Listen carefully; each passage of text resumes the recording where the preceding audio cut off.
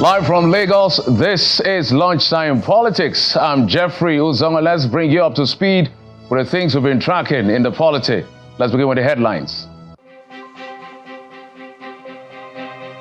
Police authorities say personnel of the force to start wearing body cams soon as a part of measure to improve effective policing in the country.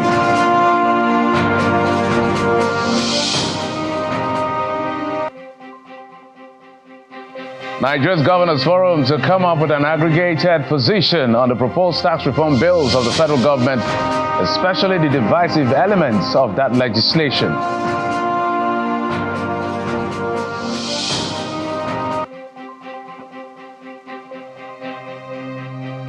And People's Democratic Party governorship aspirant in Ogun State, Segun Shomi, blames President Bola Tinubu for the crisis engulfing the main opposition party.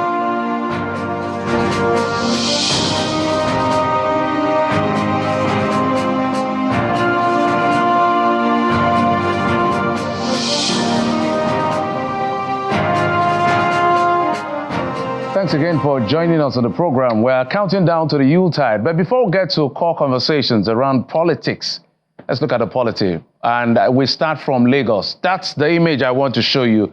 Some of you were here. Some persons who are watching with their mobile phones are here. If you're traveling outside Lagos, motorists and commuters trapped in the traffic on the Lagos-Ibadan Expressway, which has lasted since Wednesday night. This is about close to 24 hours. The gridlock stretches along the section of the road outbound Lagos State, including areas like Kara, Opik, Long Bridge, among others, for people that are familiar with Lagos as you get out of Lagos. Checks also revealed that this was caused by an accident as well as multiple breakdown of vehicles along this particular axis.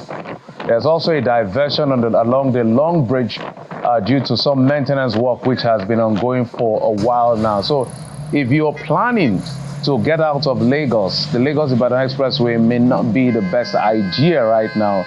All the way from the Berger Bridge to Kara down to Long Bridge, all of that stretch hampered by traffic. A lot of people had to report to work late, and people who understand are still having this challenge to get out of Lagos. So it's even affecting those that are inbound Lagos that are coming from places like Opik, from our global headquarters here at Channels Television.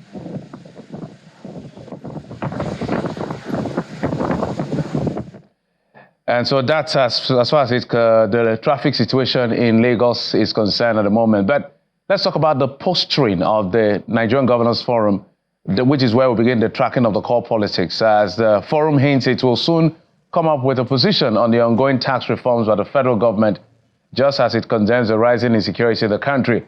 The governor of Kaduna State, who addressed journalists after the meeting in Abuja, highlighted the governor's condemnation of the attacks and committed to continue collaborations with the federal government to address the challenges.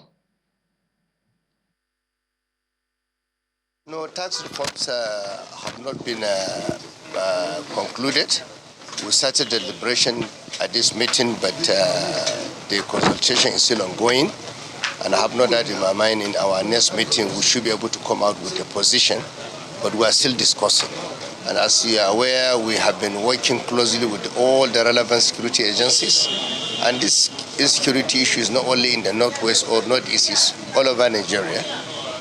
We all face various security challenges, but we are working closely with the relevant security agencies. And we are very hopeful that it's a matter of time. All these issues will be over by the grace of God. The Deputy Speaker of the House of Representatives, Mr. Benjamin Kalu, who also attended our meeting to brief the governors of the progress made in the ongoing constitutional amendment, told journalists that lawmakers will soon be embarking on regional and zonal visitation to get the full buy-in of the state houses of assembly. Without the protecting units, there is no Nigeria. And if you ignore them, you have the wheel of progress towards realizing our objective in regards to this constitutional review will be slowed down. And we consider it important to come and engage with them, to bring them up to speed taking them through our work plan, what we have achieved so far, and where we are headed.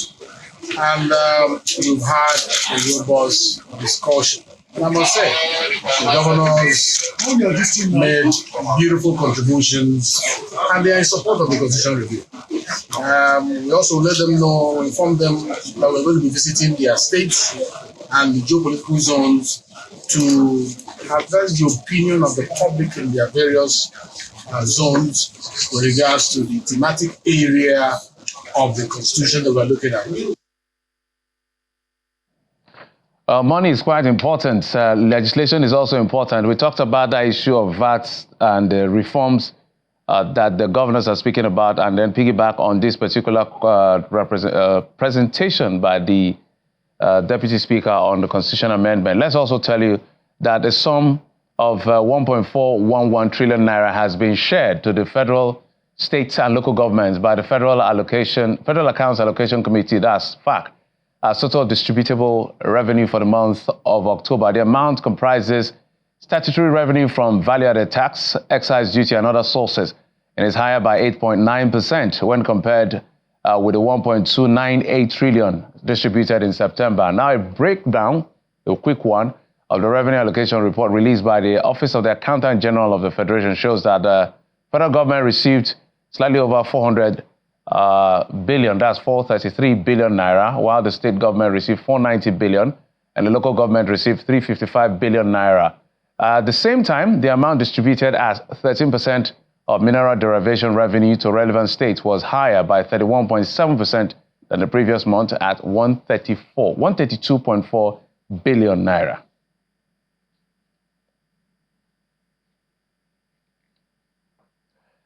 So that's the FAAC allocation. The best thing to do, get to your local government. Now they have autonomy. Find out how much they get. Some get as much as, it will shock you, 400 to 500 million in 1 month. So you can ask questions, not just the president or the governor. Well, let's move on now to other stories. The Nigerian police force may start wearing body cams soon to further improve police-civilian relationship and further improve the accountability from the personnel of the force. That's the inference from the disclosure of the Force Public Relations Officer, Muyiwa Adejobi, during our program, The Morning Brief today, where he highlights the financial requirement to get body counts for all 300 and something thousand policemen. Ms. Adejobi also explains that the appeal from the IGP for citizens to utilize the Complaints Reporting Unit, CRU, is enshrined in the Police Service Act for effective policing. In the Nigerian Police Act 2020, Section 131 of that act is talking of complaint response unit and what the police must do. So it's a legal thing. The law is compelling the police to do certain things. And this is what the IGP has done, that CRU must be established in all state commands, 37 commands of the Federation, including the Federal Capital Territory. So it is not that we are being reactive. This has been done. We're only trying to remind ourselves of the system we have and how we can make use of the system. Then the issue of body cam, is a matter of fiscal budget, and the IGP has taken this up with the government, and I'm sure they are deliberating on this with the Ministry of Police Affairs. So very, very soon this procurement will be done, and I can say police officers in Nigeria will be wearing body cams. The number of the police is large. We are talking of more than 300 police officers, so it's not something that we just say, I want to go to the market and buy body cam. It's what they need to plan for, and I'm sure the IGP has taken the bull by the horn, relating with the Ministry of Police Affairs and with the presidency in this regard. So very, very soon they are going to have body cam. Very soon they're going to have body cams. We'll hold them to that particular one. So the money should be provided, so we have our police wearing body cams. That's a standard. Let's talk about the agitation to have a substantive national chairman for the PDP. Well, the party's National Working Committee has held a closed-door meeting with the newly elected state chairman of the party in Abuja yesterday. The meeting was attended by chairman of the 36 states and the FCT, and is the first of such since the PDP completed its state congresses in October. The acting PDP national chairman maintains that the gathering has nothing to do with the tenure of his National Working Committee.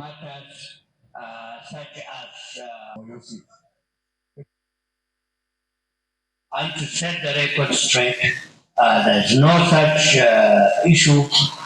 Issues of NEC is entirely the purview of NWC and the chairman. So we are not calling the chairman here to maybe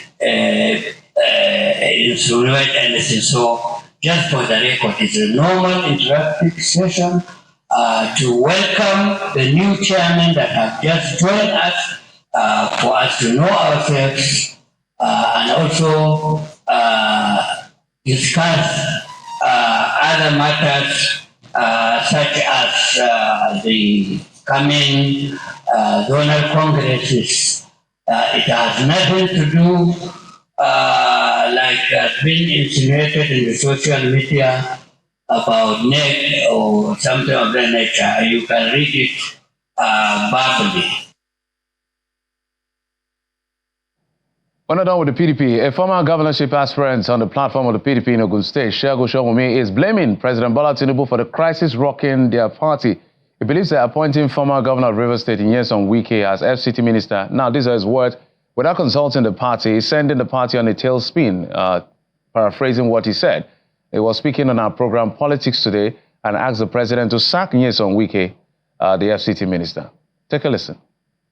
What factor do you think is at the center of this problem? You want me to tell you? People would like to say Wike, but I'd rather say Governor President Bola Ahmed Tinubu. Is the problem of your party? Absolutely. He had no business appointing our member into his cabinet without talking to us. He had no business. He had no business taking Nyesom Wike from our party and appointing. He had no business. When Obasanjo wanted to form a government of national unity, he wrote to the elders of the party. But what did he do? He took one of us, put him in a strategic position, and suddenly the whole thing is complicated. Is it compulsory? If he wants our party to be okay, sack Wike and return him back to PDP and see whether the party will not get stamina and will not move fast. But of course, you know he's not going to do that. So stop asking me where the meat you put in your mouth is when you know that you ate it and you swallowed it. Showunmi was on another level last night. Well, those are his submissions. Blaming the president for the crisis in the PDP.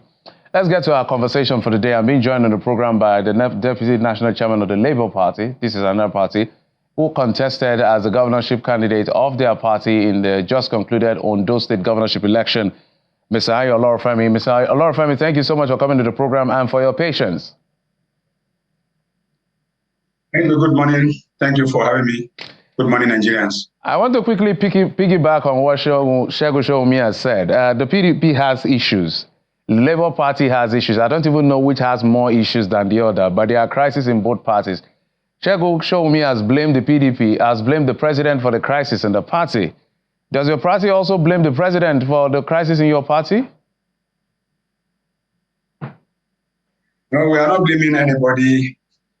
We are looking at our case and we're looking inward into our situation. We are troubleshooting, and we are not going to engage in blame game.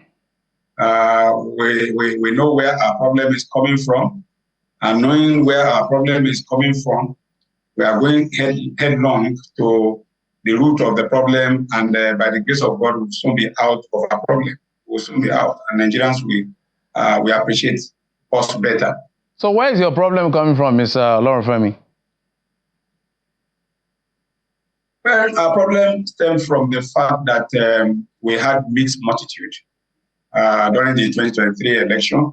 Prior to that, you will recall that the Trade Union Congress Political Commission made frantic efforts in rebuilding the Labour Party. And you recall that we had our political roundtable, which was well attended, and that brought the public attention to Labour Party, because at our political conference, political roundtable, we adopted Labour Party. That was way back 2021. And you recall that the Trade Union Congress was moving from one geopolitical zone to the other, mobilizing people to join Labour Party. And you will recall also that in the course of doing that, the Secretary General of TUC, Musa Lawal, and our chairman former chairman in Kwara State Council were murdered through the train bomb blast that occurred en route Kaduna. I escaped it. Comrade Kodri Olaleye escaped it. Martin Ebanubi escaped it, and a host of others from Abuja who went through the first train, that evening train. We escaped it, but Musa Lawal didn't escape it, and our man from Kwara Rotimi didn't escape it. The momentum started gathering from that point, and people started coming in. The like of Alex Oti came. Ireti was also coming in, and shortly after that, you recall also that Atutomi came to join us and was to be our presidential candidate. You know, a lot of people were coming in before Obi came in, and when Obi came in, it became the climax of the mobilization, and so different groups were coming in, and I call them a mixed multitude. They were coming in, forming support group here and there with different ideas, different opinion, different mindset, different interests, and all of that. So we accommodated all of them. And so during the electioneering campaign, the National Working Committee of the party advised itself not to get involved.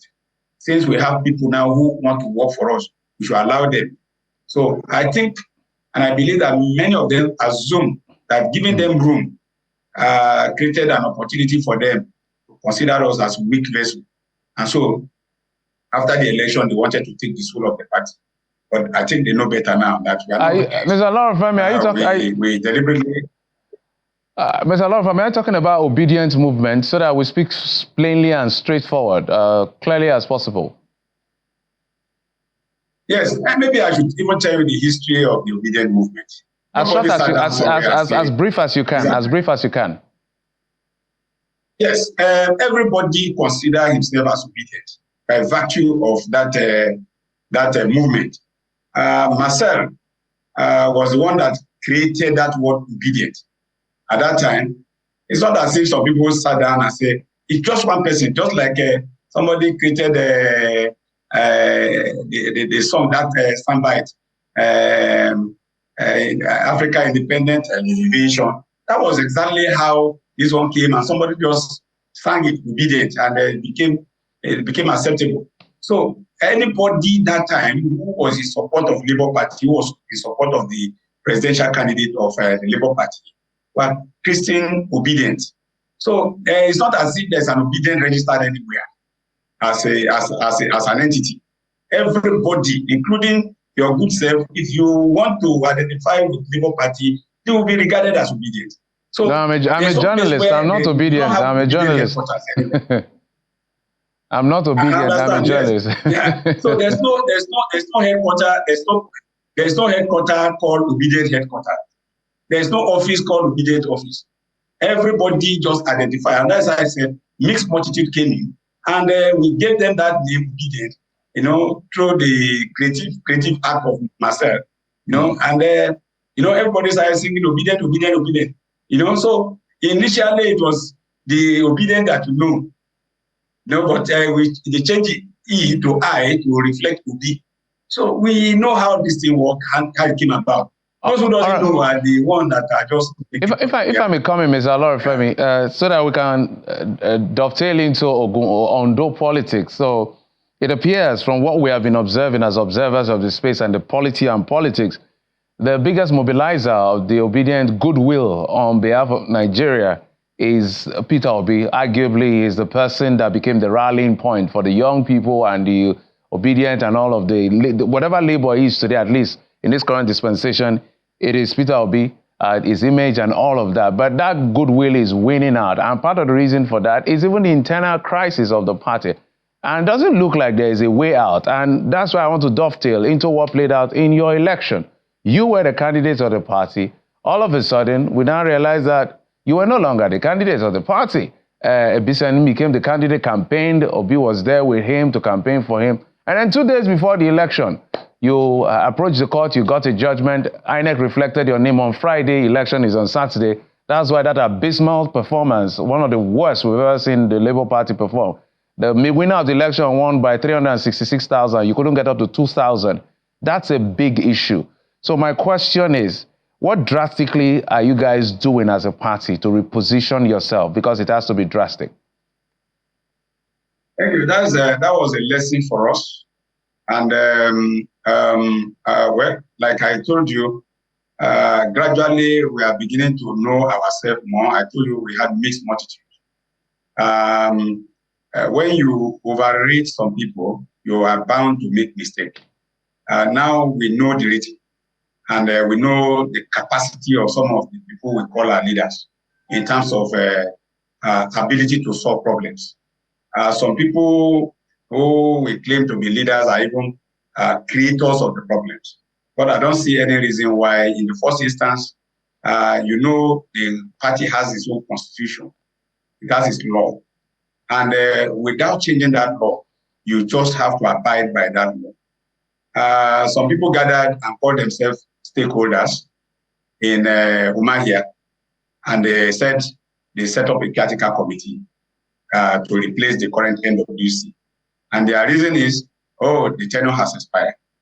I don't know which book of the law they are reading. Even if they, without considering, if the tenure of the current NWC had elapsed, is it in their place to constitute a stakeholder and set up a caretaker committee outside the law? If you are convinced that the tenure of the NWC has elapsed, you follow due process in getting it. For instance, you can get a court injunction that go and conduct your convention, your national convention. But they know that they can't walk through the court because they know they are lying. We had the national convention at Inewi, well attended. At least 90% of those who are supposed to be in that convention attended the convention. Now, Alex Oti, after a second thought, decided to, reverse the situation by saying that that convention was not recognized. When, in fact, his own deputy represented him as the chairman of that convention. All his commissioners attended. All his House of Assembly members attended. The rep members attended. Senators attended. All the 36 states of the Federation, chairman and secretary, attended. All the 5 delegates from each state, all of them attended. All attended. And you're now saying that convention is nothing to write with. All right, Mr. Olorunfemi.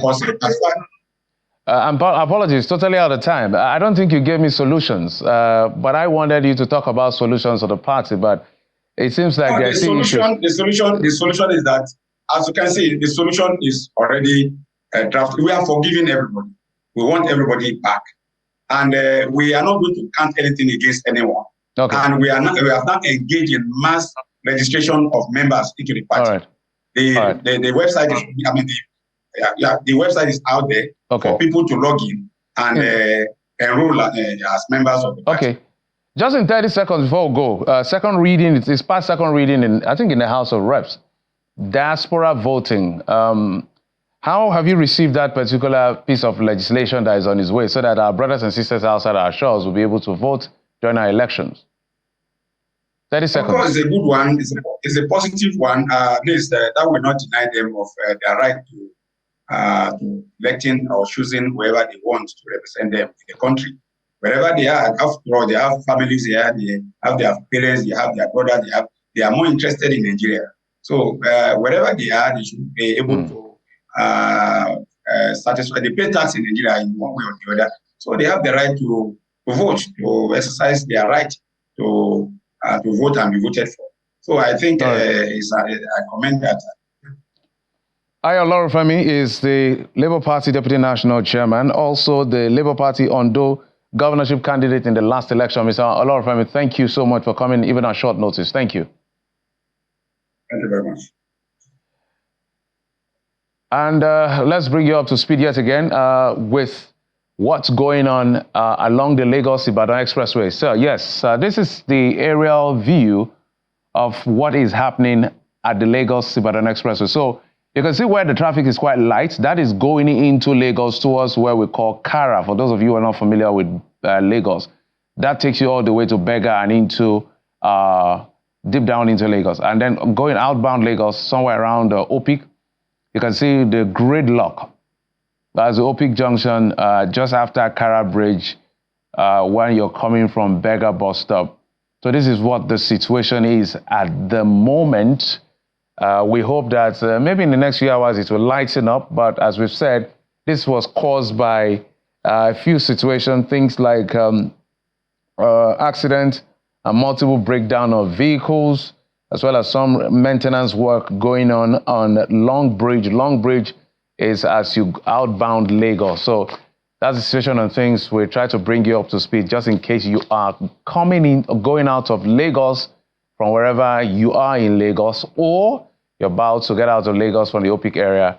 Alternative routes may be necessary. So, well, that's it on the program. Thank you so much, as always, for your time and your usual company.